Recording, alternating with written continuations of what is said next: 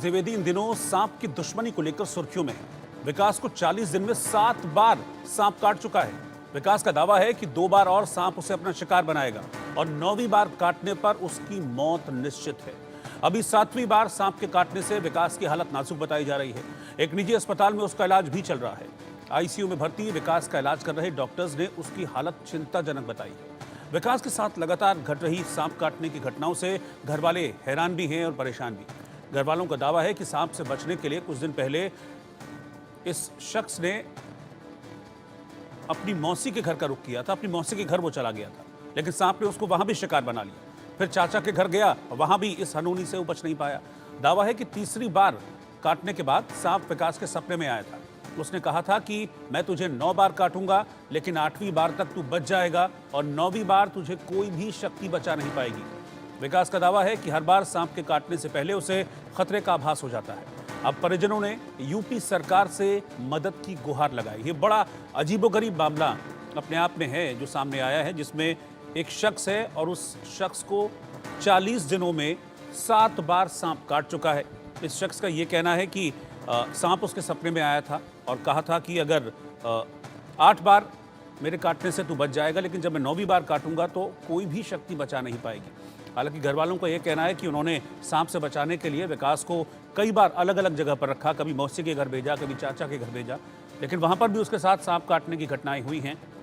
7 बार अब तक सांप काट चुका है। अस्पताल में भर्ती है, आईसीयू में है, डॉक्टर्स ट्रीटमेंट भी कर रहे हैं। डॉक्टर्स का कहना है कि हालत उसकी चिंताजनक है, लेकिन विकास और उसके परिजन एक बड़े अजीब से डर के साए में इस वक्त जी रहे हैं, क्योंकि 40 दिनों में 7 बार सांप काट चुका है और जिस तरीके से विकास से बता रहा है कि 9वीं बार सांप के काटने से उसकी मौत हो जाएगी, इस बात ने उसके परिजनों को, उसके अपनों को परेशान किया हुआ है। और अब सरकार से वो मदद की गुहार लगा रहे हैं कि किसी भी तरीके से उनके बेटे को, उनके बच्चे को बचा लिया जाए।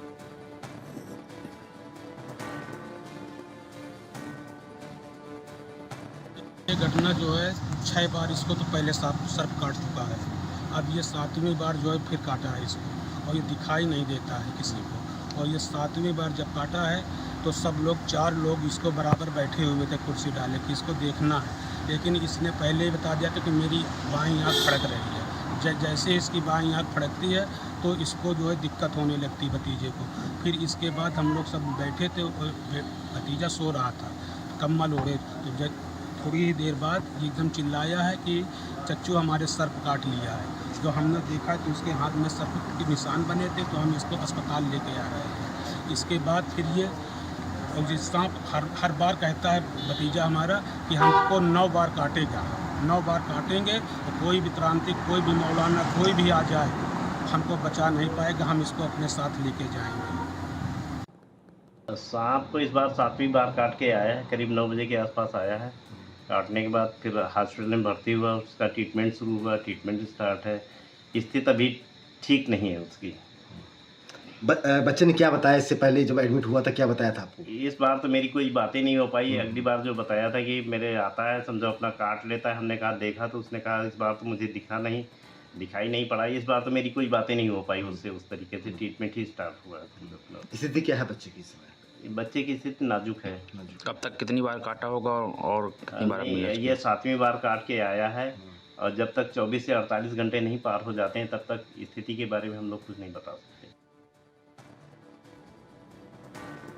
बात आई है, और ये मैंने अभी पूरा देखा तो नहीं है, लेकिन मेरे संज्ञान में बात आई है कि एक ही व्यक्ति को कोई सर्प है और किसी पर्टिकुलर डेट पर ही काट रहा है, और उसका इलाज भी किसी एक ही हॉस्पिटल में हो रहा है बार बार। तो मैंने अपनी एक टीम बना दी है, क्योंकि ये थोड़ा सा एक विचित्र टाइप की घटना है, और टीम बना के मैं 3 डॉक्टर्स की वहाँ भेज रहा हूँ वहाँ पर, और आज ही लोग जाके कोशिश में करता हूँ सारी जांच करवा लूँ। और इस संबंध में मैं सीएमएस से भी कहा, और इनके परिजन जो आए थे वहाँ डीएम ऑफिस में, उनसे मैंने कहा कि जो भी आपके नज़दीक का सरकारी हॉस्पिटल है वहाँ एंटी स्नेक वेनम प्रचुर मात्रा मौजूद है। इसके अलावा डिस्ट्रिक्ट हॉस्पिटल में भी 24/7 हम लोग तैयार